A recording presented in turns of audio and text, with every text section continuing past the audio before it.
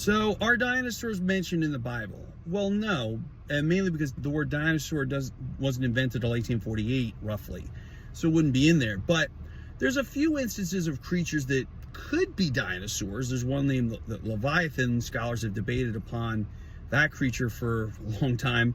Another creature is Behemoth, found in the book of Job, and you could Google that.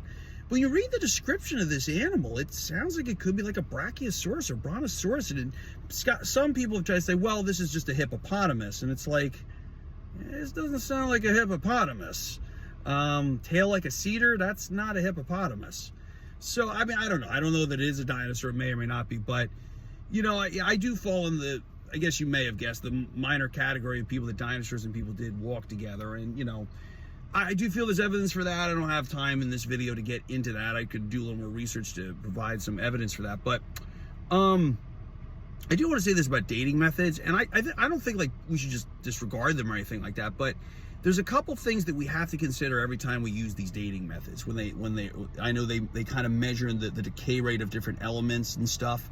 There's a couple things that we make assumptions with, and scientists make assumptions with. First is that the decay rate of the element or atom or whatever has always remained the same. And there's no way to know that 1,000 years ago, 2,000 years ago, 3,000 years, that the decay rate has always been the same. The other thing is that you're making the assumption that whatever you're measuring the date on has never been altered or impacted by something, maybe like weather or something along those lines, that could have impacted the elements, you know, and how they're measuring it.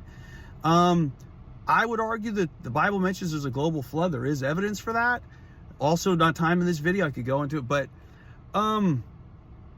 yeah, like if there was a global flood, can you imagine what that would have done to rock layers and bones and all that kind of stuff that was buried in the earth? And so anyway, were dinosaurs not found in the Bible?